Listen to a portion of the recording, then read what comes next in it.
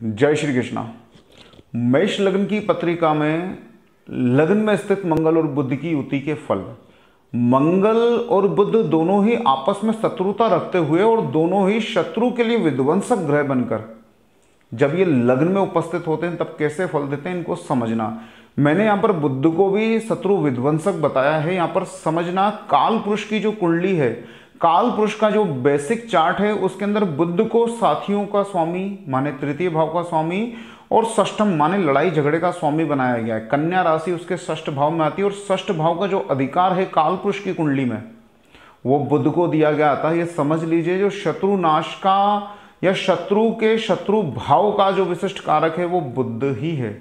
अब मंगल क्यों इतना ज्यादा लड़ाई झगड़े में इन्वॉल्व है उसको भी आप समझ लीजिए।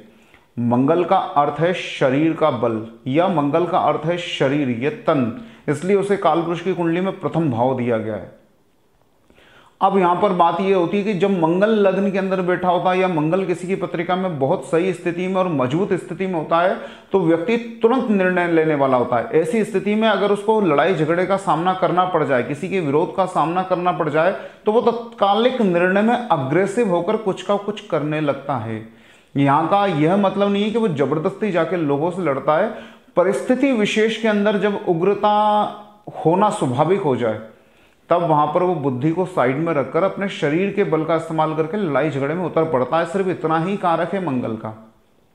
मंगल भाइयों का कारक है। मंगल भाइयों का कारक इसलिए है क्योंकि मंगल उग्रता के साथ, अग्रेसिवनेस के साथ, लीडरशिप के साथ आगे बढ़ता है, इसलिए वो भाइयों का भी कारक बना हुआ। लेकिन भाइयों के भाव का जो स्वामी है वो बुध है। अंतर समझना, मंगल चूंकि लड़ाई झगड़े में इन्वॉल्व हो जाता है, मंगल चूंकि बल प्रयोग करके अपने शत्रुओं के बीच में घुस जाता है, इसलिए उसे साथी की भी नीड है और बल की भी नीड है, इसलिए वो भाइयों का कारक हो गया, मतलब साथ देने वाले लोगों का कारक हो गया। लेकिन बुध भ्रातृत्व का भाव है। आपके साथ कोई आपका साथी रहे, भाई रहे, इसके लिए आपको उसके साथ भाव डेवलप करने पड़ेंगे, तो बुध उसका भाव है। बुध शत्रुता का भाव संभाल कर रखता है।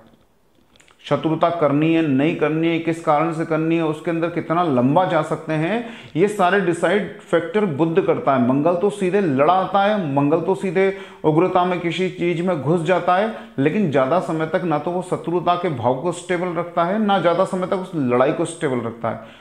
बुध भ्रातृत्व के भाव को भी संभाल कर रखता है और शत्रुता के भाव को भी संभाल कर रखता है। इसलिए काल पुरुष की कुंडली में इन दोनों भावों का स्वामी बुध को बनाया गया है, बुद्धि को बनाया गया है, क्योंकि आपके साथी भी आपकी मति के अनुसार आपके साथ देंगे या नहीं देंगे तय करेंगे, और शत्रु भी आपकी मति के अनुसार आप बनाओगे या शत्रुता के भाव को त्याग करके मित्रता को अपना लोगे। जब ये दो विपरीत ग्रह एक साथ लग्न में आते हैं तब व्यक्ति की स्थिति विचित्र हो जाती है और मुझे लगता है कि शानदार हो जाती है, क्योंकि लग्न के अंदर बैठा हुआ मंगल अग्नि राशि में, 100 राशि में आके शरीर को बहुत बल प्रदान करता है, शारीरिक रूप से पूर्णतः स्वस्थ होता है और मानसिक का भी जो स्ट्रक्चर है, जो शारीरिक भाग है, उसको वो मजबूत करता है। इसका मतलब उसके स्वस्थ शरीर के साथ उसके अंदर स्वस्थ दिमाग वास करता है, और जब उसके अंदर बुद्धि का कारक बुध आके मिल जाता है तब व्यक्ति अब अग्रेसिवनेस को त्याग कर धैर्य के साथ अपने काम को करने लगता है। अब उसकी वाणी के अंदर उग्रता तो होती है लेकिन उसके अंदर तर्क शामिल हो जाता है। अब उसकी वाणी ज्यादा प्रभावित हो जाती है, उसके बुद्ध रूपी तर्क को मंगल रूपी अग्नि का सहारा मिल जाता है और उस मंगल रूपी अग्नि वाणी को बुद्ध रूपी तर्क का सहारा मिल जाता है। अब वो परफेक्ट मैच बन के व्यक्ति के ऊपर, अपने शत्रुओं के ऊपर या अपने किसी भी कार्य क्षेत्र के अंदर प्रभावी ढंग से अपनी बातों को रखते हैं। उग्रता यहाँ पे थोड़ा सा नुकसान पहुंचा सकती है, लेकिन व्यक्ति के तर्क अब जाकर अकाट्य बनते हैं। यहां पर जब मंगल लग्न में बैठ के व्यक्ति को शारीरिक बल प्रदान करता है और उग्रता प्रदान करता है, तो वहां पर षष्ठम भाव का स्वामी जब लग्न में आके बैठता है, कन्या राशि का स्वामी भी है बुध, जो कि छठे भाव में है। जब बुध उसके साथ मिलकर युति देता है तो अब जो शत्रुता मंगल पालता है वो शत्रुता तुरंत निर्णायक नहीं होती।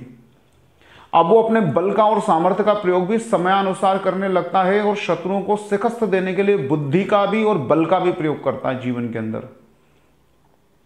अब उसके भ्रातृत्व, जो उसके अंदर भाईचारा चाहिए होता है, जिस भाइयों का वो कारक है या साथियों का कारक है, अब वो उनको ज्यादा लंबे समय तक अपने साथ बना पाता है, क्योंकि उसके साथ मति और युक्ति शामिल हो गई है। अब वो अपने साथियों को ज्यादा लंबे समय तक अपने पास रख पाता है। तो ये मंगल और बुध की स्वाभाविक शत्रुता होते हुए भी जब युति बनती है लगन के अंदर, तब मंगल और बुध मिलकर इस तरह से व्यक्ति के अंदर व्यवहारिक परिवर्तन लाते हैं जो कि शानदार होते हैं। यहां पे चूंकि लग्न में बैठा हुआ मंगल सोग रही है, पापी है, अग्नि तत्व राशि में आकर सोग रही है, तो थोड़ा सा पापत्व वो ग्रहण किए हुए है, तो इस कारण से अपने पाप प्रभाव से बुध को पीड़ित जरूर करता है। इसका मतलब है व्यक्ति के अंदर, उस जातक के अंदर जिसके लग्न के अंदर बुध और मंगल की युति है मेष राशि के अंदर, उसको शत्रु संबंधी, रोग संबंधी, ऋण संबंधी चिंताएं जरूर होती रहती हैं, क्योंकि बुध यहाँ पे पीड़ित हुआ है। पीड़ित होने के कारण जिस भाव का स्वामी, उस भाव से संबंधित विषयों को लेकर व्यक्ति को चिंतित बनाता है और कई बार उस तरह की समस्याओं में डालकर भी रखता है। तृतीय भाव के कारण वो अपने भाइयों से संबंधित किसी कष्ट को पाने लगता है और भाइयों के संबंध में चिंता भी करता है। कई बार उसके अंदर दबी हुई आकांक्षाएं, इच्छाएं होती हैं जो शायद पूरी ना हो सके, तृतीय भाव के स्वामी के पीड़ित होने के कारण। लेकिन यही लग्नेश जब अष्टमेश भी है और लग्न में तृतीयेश के साथ युति बनाता है, तो व्यक्ति मजबूरी में या शौकिया रूप से जीवन के अंदर छोटी छोटी यात्राएं करता रहता है और यात्राओं से लाभ का अर्जन करता है। जब अष्टमेश और षष्टेश का मिलन लग्न में हो रहा होता है, ध्यान से समझना, सभी फल यहां पे मिलेंगे लग्न को। लग्न में बैठे हुए मंगल और बुध तृतीय भाव के भी फल देंगे, षष्टम भाव के भी फल देंगे, अष्टम के भी देंगे और लग्न के भी देंगे।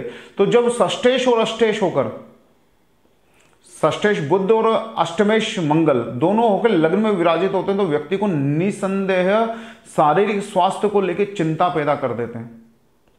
लेकिन मंगल चूंकि अष्टमेश होकर लग्न में सोगरही बैठा हुआ, इसलिए वो सिर्फ चिंता शरीर को सबल बनाने की होती है, ना कि रोगों को हराने की।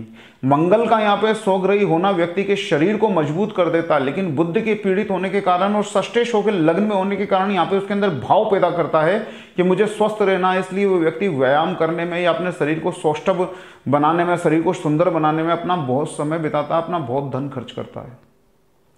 मंगल और बुध की युति व्यक्ति को एक शानदार वक्ता बनाती है। तो कई बार ऐसे लोग अदालती कार्यवाहियों में जो नौकरियां होती हैं उनमें जाने लगते हैं, वकील बन सकते हैं, जज बन सकते हैं, दो लोगों के बीच के विवाद को सुलझाने वाले व्यक्ति बन सकते हैं, क्योंकि इनके अंदर सब कुछ मौजूद होता है, तर्क मौजूद होता है, बल मौजूद होता है। तो अन्य व्यक्तियों के झगड़ों को भी निपटारा करने वाले हो सकते हैं, लोगों को सलाह देने वाले हो सकते हैं। तो कानून संबंधी जो कार्य होते हैं, अदालती कार्य जो होते हैं, ऐसे समय ऐसी जगहों पर इनकी नौकरी लग सकती है। मंगल के विषय में विशिष्ट रूप से कहा जाता है कि ऐसा व्यक्ति सेना में जाता है, पुलिस में जाता है। देखिए, इस बात को बहुत ज्यादा नहीं लेना चाहिए। मंगल उग्रता देता है, मंगल अग्रेसिवनेस देता है, लेकिन ध्यान से समझना, यह हर बार लड़ाई झगड़े के रूप में नहीं होती है। स्वग्रही मंगल या उच्च का मंगल व्यक्ति के अंदर अल्टीमेट धैर्य को भी भर देता है। धैर्य भी बहुत बल का कार्य है। तो जब इसके अंदर बुध का मिलाप और हो जाता है, तो व्यक्ति की धैर्य की क्षमता बहुत ज्यादा बढ़ जाती है और ऐसे व्यक्ति बहुत शानदार रूप से नीति नियम को पालने वाले या नीति नियम का निर्धारण करने वाले व्यक्ति बन सकते हैं। तो स्वग्रही मंगल यहां पर निसंदेह व्यक्ति को उच्चतम अपने आयामों तक ले जाएगा और बुध उसके अंदर सपोर्ट ही करता है। बस यहां पे थोड़ी सी नेगेटिविटी यह आ जाती है कि मंगल के पापत्व के कारण बुध पीड़ित होता है।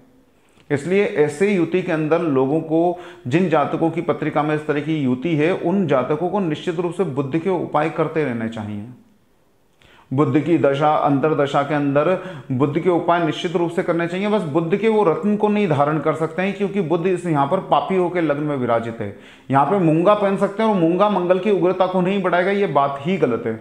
मूंगा मंगल के शुभ प्रभावों को बढ़ाएगा और व्यक्ति को और साहसी, धैर्यशाली और मतिवान बनाएगा। बुध के उपाय कीजिए। बुध के लिए शानदार जो उपाय होते हैं, बुध की पूजा अर्चना करना, बुध ग्रह के जाप कराना, बुध के लिए भगवान विष्णु के दर्शन करना, दुर्गा सप्तशती का पाठ कराना, दुर्गा जी की आराधना करना, गाय को हरा चारा डालना, ये सारे उपाय, और किसी और को मरकत मणि दान में देना, ये सब बुध के उपाय हो सकते हैं। गणेश जी की उपासना बुध के उपाय में बहुत प्रचलित है। भगवान गणपति को बुधवार के दिन या अपनी जन्म तिथि को या अमावस्या की तिथि को लड्डुओं का भोग लगाना भी धीरे धीरे बुध को यहाँ पे सबल करेगा। और बुध के सबल और शुभ प्रभाव जितने प्राप्त होंगे, उतना मंगल के अंदर शुभ प्रभाव अपने आप उत्पन्न होंगे, क्योंकि बुध यहाँ पे मंगल का सपोर्ट करेगा। मंगल के पापी होने के बावजूद, बुध के पीड़ित होने के बावजूद, जब बुध यहाँ पर अपनी शुभ स्थिति में आएगा, शुभ फलों को देने आएगा, तो यह मंगल के प्रभावों को शुभ बनाएगा और व्यक्ति बहुत शानदार रूप से अपने नेचर के अंदर, अपने शारीरिक सौष्ठव के अंदर स्वस्थ शरीर और स्वस्थ मस्तिष्क का स्वामी बनेगा। तो मंगल और बुध की युति बहुत ही कम अर्थों में नुकसानदेह होती है। मंगल और बुध की युति यहाँ पे शुभ फलित ही होती है। जिन व्यक्ति की कुंडली में ये युति है उनको बुध के उपाय निरंतर करते रहने चाहिए, उनको मंगल की पूजा आराधना भी करनी चाहिए। ये युति उनको जीवन में शानदार तर्कशास्त्री, नीति नियम निर्धारण करने वाला, कानून संबंधी कोई भी जो नौकरियां होती हैं उनके अंदर स्थायी रूप से लगाने वाला और स्थिर मति के साथ जीवन के अंदर संघर्ष करने वाला व्यक्ति बनाती है। जय श्री कृष्ण।